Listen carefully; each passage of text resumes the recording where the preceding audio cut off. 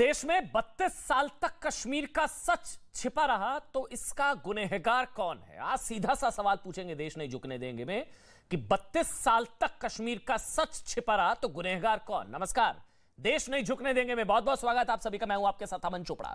Kashmir files को लेकर आप जानते हैं देश भर में विवाद बढ़ता जा रहा है। कश्मीर नरसंहार के वक्त जम्मू कश्मीर के मुख्यमंत्री रहे फारूक अब्दुल्ला ने तो अब कह दिया कि कश्मीरी पंडितों के जख्मों पर नमक रगड़ते हुए कहा है कि जरूरी नहीं है कि हर फिल्म सच्ची हो। फारूक अब्दुल्ला ये कह रहे हैं बहुत प्रॉब्लम हो रही है तमाम लोगों को। कश्मीरी पंडितों का जो दर्द दिखाया गया है, बहुत लोग परेशान हैं कि ये फिल्म कैसे बन गई, क्यों बन गई। ये सच्चाई तो पर्दे में रहनी चाहिए थी, नकाब में रहनी चाहिए थी। प्रधानमंत्री नरेंद्र मोदी ने भी कह दिया आज कि कश्मीर के सच को दबाया गया। सवाल यह कि फिर किसने दबाया? वो कौन लोग थे जो नहीं चाहते थे कि कश्मीरी पंडित पीड़ित बताए जाएं?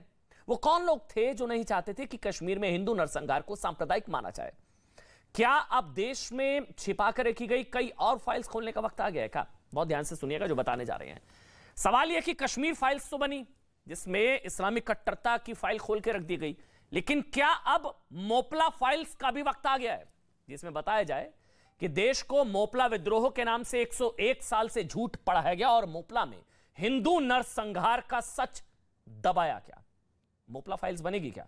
क्या अब वक्त नहीं आ गया कि स्वामी श्रद्धानंद हत्याकांड पर भी एक फिल्म बने जो बताए कि देश का पहला आतंकवादी अब्दुल रशीद था जिसने शुद्धि आंदोलन की वजह से स्वामी श्रद्धानंद की हत्या की?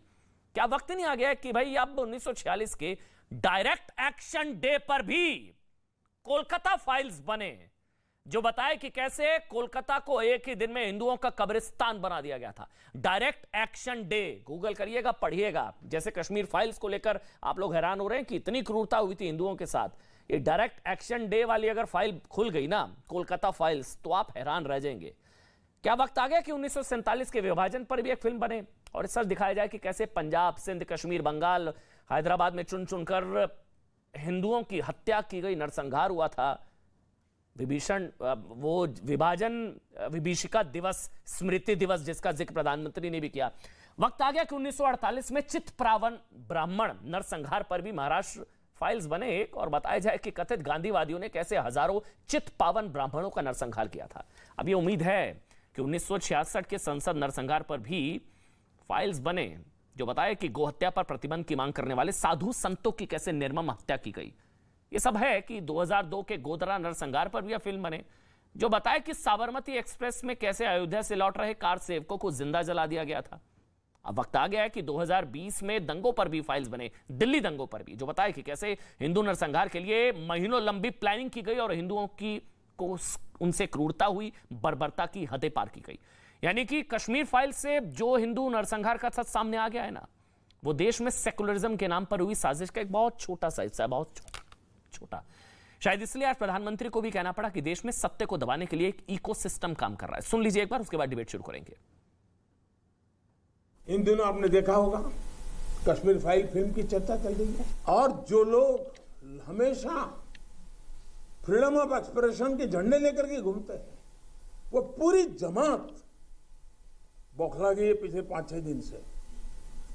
और ये फिल्म का तथ्यों के आधार पर, आर्ट के आधार पर उसकी विवेचना करने के बजाय उसको डिस्क्रेडिट करने के लिए बड़ा मुहिम चला है। आपने देखा होगा एक पूरी इकोसिस्टम कोई सत्य उजागर करने का साहस करे, उसको जो सत्य लगा उसने प्रस्तुत करने की कोशिश की, लेकिन उस सत्य को न समझने की तैयारी, न स्वीकारने की तैयारी है, न ही दुनिया इसको देखे इसके लिए उनकी मंजूरी है। जिस प्रकार का षड्यंत्र पिछले 5-6 दिन से चल रहा है। मेरा विषय कोई फिल्म नहीं है, मेरा विषय है कि जो सत्य है उसको सही स्वरूप में देश के सामने लाना देश की भलाई के लिए होता है। लेकिन उनको हैरानी हो रही है कि जिस सत्य को इतने सालों तक दबा करके रखा उसको तथ्यों के आधार पर जब बाहर लाया जा रहा है और कोई मेहनत करके ला रहा है तो उसको पूरी इकोसिस्टम लग गई है, पूरी इकोसिस्टम लग गई है। और ऐसे समय जो सत्य के लिए जीने वाले लोग हैं उन्होंने सत्य के खातिर खड़े होना उनकी जिम्मेवारी होती है। अशोक पंडित इस वक्त मेरे साथ हैं, फिल्मकार हैं, कश्मीरी पंडित अशोक पंडित मेरे साथ हैं। रागिनी नायक कांग्रेस पार्टी का पक्ष रखेंगी। तारिक फतेह साहब भी मेरे साथ हैं। और फैज अहमद साहब भी हैं, सुधांशु त्रिवेदी भी। आप सबका बहुत बहुत स्वागत। सबसे पहले रागिनी, जो प्रधानमंत्री ने कहा उस पर आपका कमेंट कि कुछ एक इकोसिस्टम काम करता है सच को दबाने के लिए, और सच को दबाने की पूरी कोशिश हुई और ये इकोसिस्टम अभी भी परेशान